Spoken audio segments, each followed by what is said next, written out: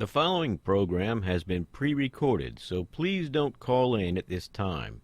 If you wish to participate in the program, tune in at 5 p.m. every Wednesday for A Pause for Thought on Baton Rouge Community Radio.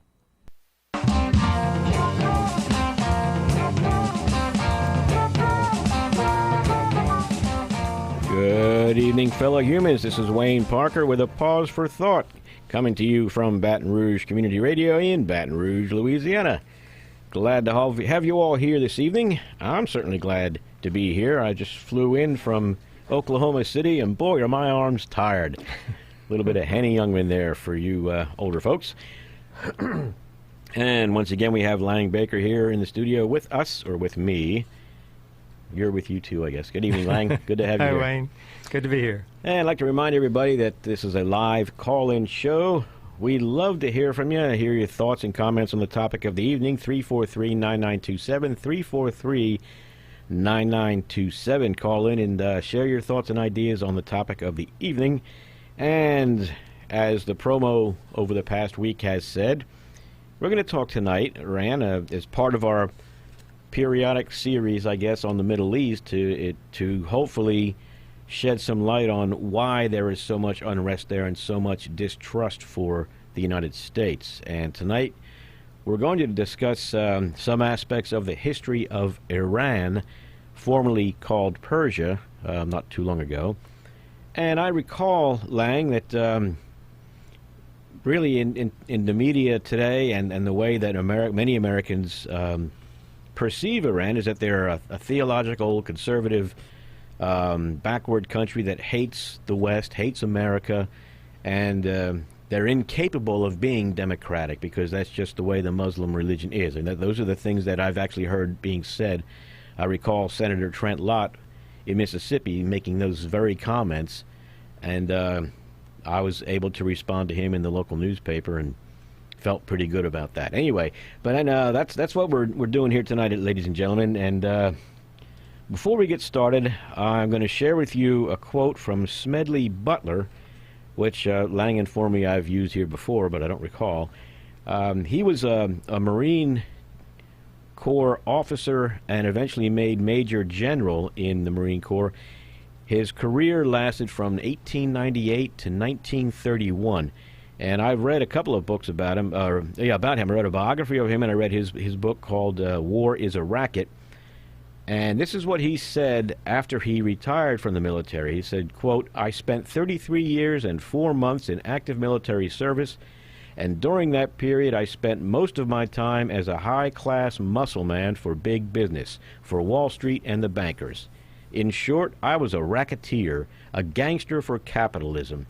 I helped make Mexico, and especially Tampico, safe for American oil interests in 1914. I helped make Haiti and Cuba a decent place for the National City Bank boys to collect revenues in."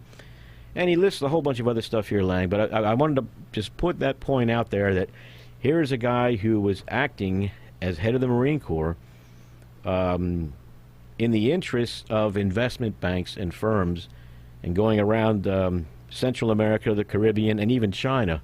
He was there, he says here, he was in China protecting the assets of Standard Oil when China was going through a lot of its civil strife. But he was saying how, he realized afterwards that it was all for the sake of investment. We weren't there promoting democracy like our government was telling everybody, So, but anyhow, let's keep that in mind. So let's get to Iran. Lang, one thing I've discovered, and I think you did too, is well, let's see, there was Persia, and we've discussed the Middle East before and how Iraq didn't exist as a country till after World War I. Much of that area was dominated by the Ottoman Empire, around the Mediterranean. Around that time period, northern Ottoman Empire. Right. And, but Persia was pretty much on its own, normally ruled by a Shah or an emperor. But as far back as the 1700s, but also the 1800s, really, Russia was there, Britain was there, and they were all fighting for control of that part of the world, right? Yeah, from one documentary I was watching, there was In the mid-1800s, there was an alliance between the Brits, the French, and the Turks, which would have been the Ottomans, I suppose, in that time period. And on the other side were the Russians. And at that time, under the Tsarist Russia, they were working to expand their domain, their areas of dominance. And the British were particularly interested in Persia as part of their route to maintain their trade routes, connecting them with their colonies, and especially with India, which was India. a big source of financial benefit for the British Empire.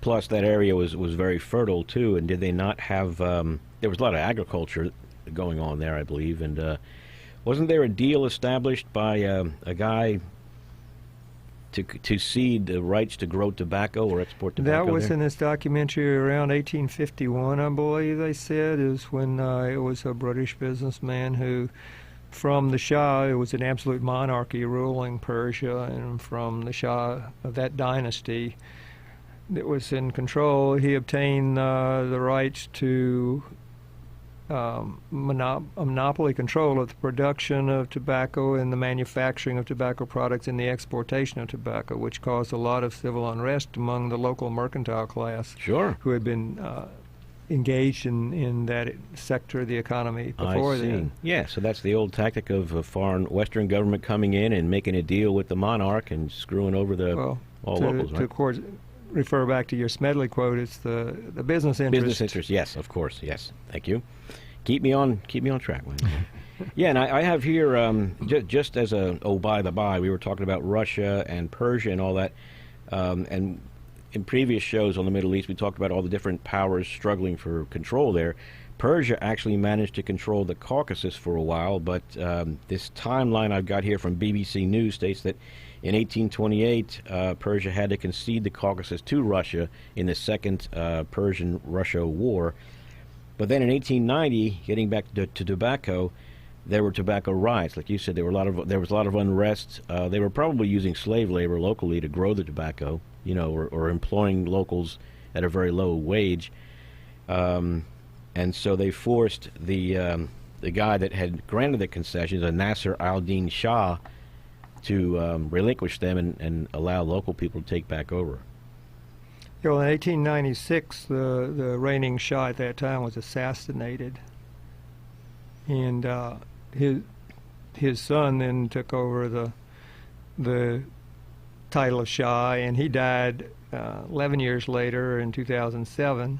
He was sickly, I think. And he was considered a weak leader, yeah. And 2 years later, he was deposed, and he was replaced by his 12-year-old son in a regency, which is, a group of adults that exercises the power in the name of the minor who carries the title. Yeah.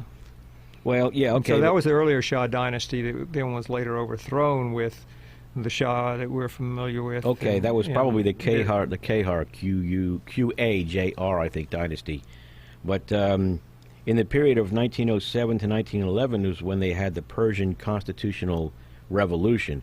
And this was the period when you had the Qajar dynasty, I believe, and then and Russia and Britain, of course, were fighting for influence. They were exercising influence, really, and creating real problems within the country. And so there was a revolution that created a constitution which created a democratic parliament that would take most of the legislative power away from the Shah and represent. There was actually called a constituent assembly, where it would represent the common Iranian, or the Persian or whatever at the time, and remove some of the power from the monarch. Yeah, from what I was reading on a PBS timeline, it was in 1906 that constitutional revolution took place, which was they identified three objectives of that new constitution: was to limit the power of the Shah, and to reduce corruption, because there was a lot of corruption. One man in charge, right? Yeah, and then also to establish the elected parliament. Well, wasn't there a guy, speaking of corruption, there was a British businessman, I think, that bought the rights to drill oil from this Shah for like £20,000? Let's see, believe that was back at this time period. It was in 1908 that oil was discovered. The drilling rights had been granted in 1901, so that would have been, the drilling rights would have been granted before the Constitutional Revolution. But then, from what this documentary I watched today, there was paid 20,000 pounds for the rights to all the oil of Persia. That was a symptom of the corruption that the people revolted against with the Constitutional Revolution. Right, and that was, once oil was discovered, that's what became BP, British Petroleum. Yes, that was the root. They're the root. I mean, I caught that in one of the other sites I was looking at. They actually were the foundation of British Petroleum. The Anglo-Persian Oil Company, I think it was. But yeah, and of course Russia was in there too because they wanted oil as well. But then we come to World War I, where at the time Ottoman Empire was still influencing there, right? Yeah, and just back up a moment here. Okay. In 1907, just a year before the oil was discovered, in the time of the transition with its constitution that had been adopted the year before, 1907 is when Persia, as it was called, and was divided into three zones, with one, the northern zone, controlled by Russia, and the southern controlled by Great Britain, and the neutral zone in the middle was where the Shah was the ruler. Yeah, well, that's so it was already split up. This was like 10 years before the First World War. Right, and it wasn't really a voluntary thing on the part of the Persians. I don't think it was. Well, I'm sure that the Shah, current Shah, was happy. He had his little fiefdom, and he was able to placate the British and the Russians by letting them have their areas of influence and enrich themselves. Anyway, okay, so we have that, but then World War I comes along. Iran or Persia declares neutrality, but there's still heavy fighting that goes on all across, that part of the world, of course, because that was all part of it. I mean, there was a struggle for control of land, basically. Yeah, we touched on this a little bit when we were talking about the Ottoman Empire in an earlier program, where even though Persia, which was like to the east of the Ottoman area, the forces fighting were not paying any attention to the neutrality that Persia had declared, and so they were carrying out their warfare there as well, and including part of the objective was in that war the Brits and the Russian were on the same side, so they kind of put aside their differences and were using the area of Persia as one way for transport between the Russian forces and the British forces, according to what I was reading. Yeah, and as I understand it, there was an agreement with the victorious forces, the European forces, and Russia once Germany quit the war, and of course the Ottomans had to quit it too then because they were on Germany's side. But then the Bolshevik Revolution came about in Russia, and they renounced that treaty. They didn't want anything to do with imperialism, and Russia kind of pulled away from Persia for a while anyway, until Stalin and all that. But at that point, Russia kind of pulled back away from it, and it was all Britain and the other European victors in the World War I that were trying to gain control of that region there. Was that the war when Britain caused the famine and all that, or that was later? Yeah, that was during the latter part of that war, and then extending beyond the war, where, according to some reports, 40% of the population of Persia died from famine and disease. For lack of food. That was a big contributing factor, yeah. The Brits confiscated the locally produced wheat and used it to feed their troops, not only in Persia, but to ship it out to troops elsewhere around the area. And then they refused to allow food to be imported. The United States and India had both offered, according to this documentary, to supply food for the starving people of Persia, and the Brits refused to allow it. They blockaded, refused to allow it to come in, which is a tragic on a smaller scale is what's going on in Yemen right now, where there's a civil war going on, and they're blocking everything. I didn't know that. Blocking food coming in, yeah. Okay, I'd like to remind the listeners you're listening to Lang Baker and Wayne Parker on A Pause for Thought, coming to you from Baton Rouge Community Radio. We're discussing the history of Iran, Feel free to call in 343-9927, 343-9927 if you'd like to ask a question, dispute something one of us has said, or just add your own perspective on things. And Lang, let's see, we've just passed World War I. I got here in 1921, the military commander Reza Khan seizes power, and he was the father of the last Shah that existed in Iran. Yeah, we're reaching the transition from one dynasty to the other dynasty Right. of the Shahs of Iran here. Or Right. Persia was still Persia, at still that Persia, point. right? But they do have the the Constituent Assembly too. They have a constitution now, and they do have a Right. People's Assembly also. But yeah, the military commander Reza Khan seizes power. I guess he seizes the throne at that point, and then he declares himself prime minister of the parliament. Yeah, and that he was in 1923. right. He deposed the previous dynasty, and then in 1925, 4 years later, was when he appointed himself to be the new Shah. Okay, I have it here from the BBC News timeline that Parliament voted to make him, but that might be because True. it was his Parliament. Yeah. I was looking at the PBS timeline, but I noticed there were some Okay, but, yeah, discrepancies between the regardless, two timelines. though, he 'cause became- I looked yeah. at both of them. But he became Shah with presumed legitimacy from the Parliament, I guess, in 1925. Yeah. Yeah, and he's the one who renamed the country Iran from Persia, from the name Persia. Yeah. In Okay. 1935. In 1935, right. And it says here he was crowned Reza Shah Pahlavi, and his son, Mohammad Reza, was his eldest son, and he was proclaimed the crown prince. Right. But the Mohammad Reza became the Shah later on after his father's death or being kicked out, I think. But, Yeah, his father was kicked out Okay. for alleged German sympathies when the Western power or the Allied powers refused to recognize the Declaration of Neutrality that Persia made in the Second World War. Right, yeah. And they felt the father was too sympathetic to the Germans, so they kicked him out and replaced him with the son. Yep, and he was up. Now that's a key point there. His son, Mohammad Reza Shah or Pahlavi Shah, was or Shah Pahlavi, I guess it was. He was very pro Britain. Pro allies, which meant pro American and everything else. But at this point, I think Russia was still involved, or was involved there, along with Britain, in the country, and they were both pumping oil now. Is that correct? Yeah, this during the Second World War, the Brits and the Soviets now, instead of the Tsarist Russia, they were allies, fighting on the same side in the war, and so Yeah. they simultaneously invaded Iran on August 26th of 1941. Okay.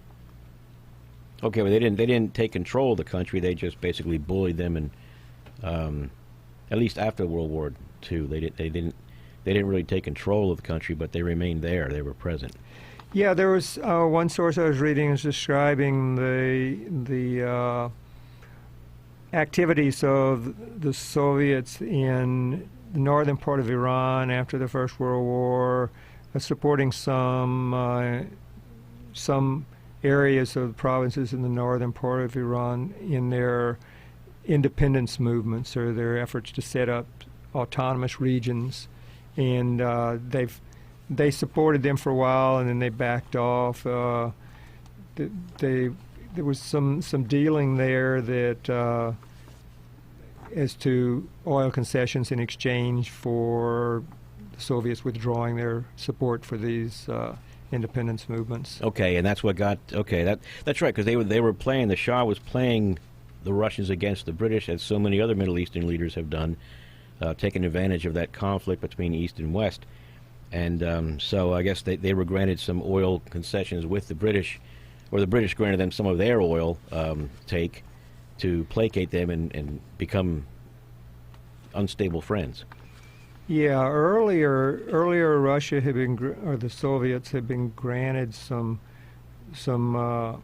privileges in a treaty they had with Iran to they withdrew their forces that they had between the wars in exchange for a treaty that granted a lot of benefits to Iran, but reserved a right to come into Iran if Russia's or the Soviets' national security was threatened from across the border. Yes, I thought that was only something that we did. How about that?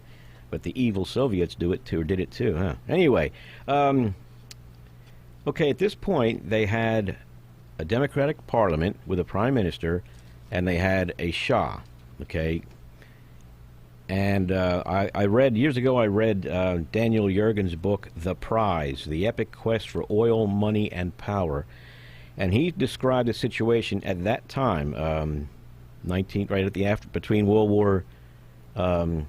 the end of World War II and the next big cataclysmic event that was to occur in Iran. He said that both Britain and Russia were drilling oil largely unobserved or unregulated by the Persian or Iranian government, simply because they were continually stirring up conflicts between religious factions in the country to keep the government preoccupied with dealing with them instead of keeping an eye on how much oil they were pumping and how much money they were paying Iran for it. And finally, the Iranian government brought in the United States, the Anglo-American Oil Company, I think, was formed then, and they came in ostensibly to put an end to the shenanigans of the British and the Soviets. And what the Americans did instead was contrive a way to get the Russians kicked out, and then the American company and the British company went on causing problems like the Russians and the British were doing before. And as a result of all that and the Iranian frustration with that aggravation, they put in a new parliament, as I understand it, and elected Mohammad Mossadegh as the prime minister. And he was a big-time nationalist that had been agitating for a long time to kick out Britain and America and then Russia, for the oil. So they bring him into power, and in 1951, this is where things got really interesting for me. In 1951, Parliament voted to nationalize the oil industry, and Britain imposed embargoes and a blockade, halting all oil exports and trying to kill their economy, and this caused a power struggle between the Shah and Mossadegh. Mossadegh, okay, yeah, and he ends up fleeing. But now I want to call everyone's attention back to the statement I read by Smedley Butler. Okay, now we've got a nationalist prime minister. He's come in and he's got the parliament to nationalize the oil concessions there. So now Iran has control of all these.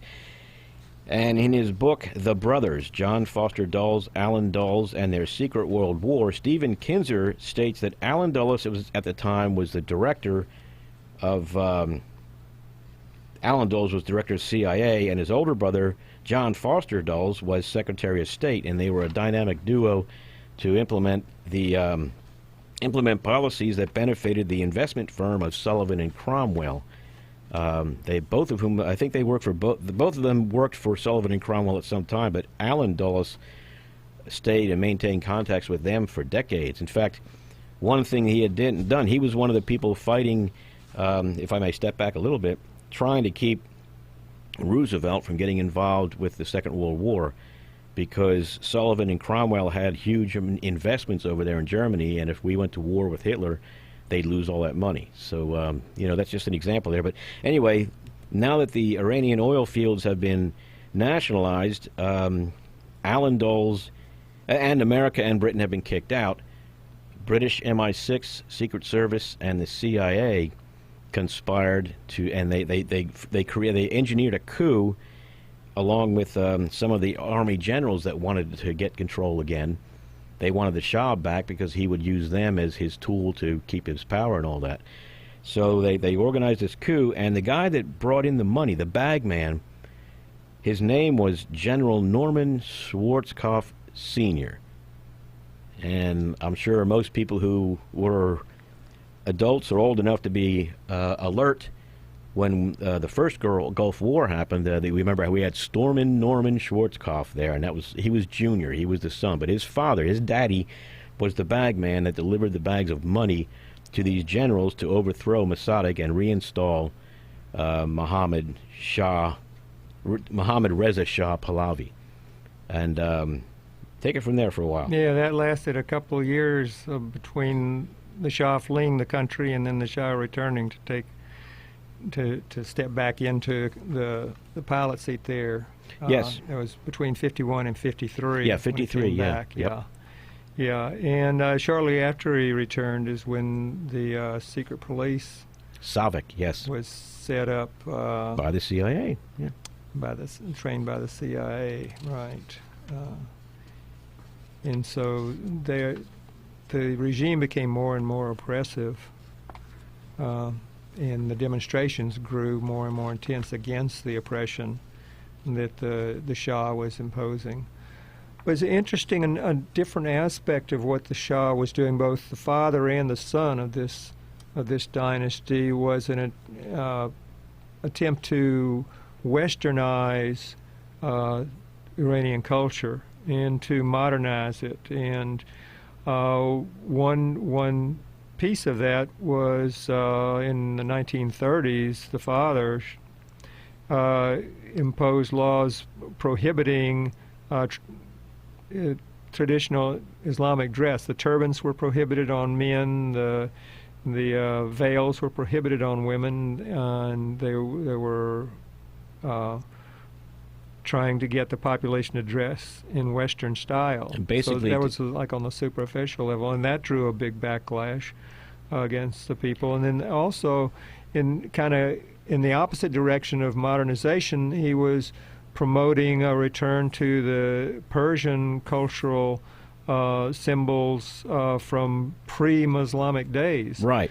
And, of course, that also was anathema to a large portion of the population. Right, and Mohammad Reza Shah Pahlavi was continuing that, or trying to continue that legacy, and that could very well be one of the reasons why Muslims are now so angry at the West. I mean, they have plenty enough reason as it is, but Middle Eastern Muslims, to put it that way, Yeah, well, like in most countries, there's a variety of orientations in different segments of the population.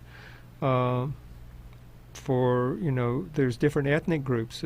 Iranians aren't all one ethnic group in the nation. There's large, I think the largest minority ethnic group there are Azerbaijanis, but they're not as closely related to the Azerbaijanis of Azerbaijan as they are to the population in the region of Georgia.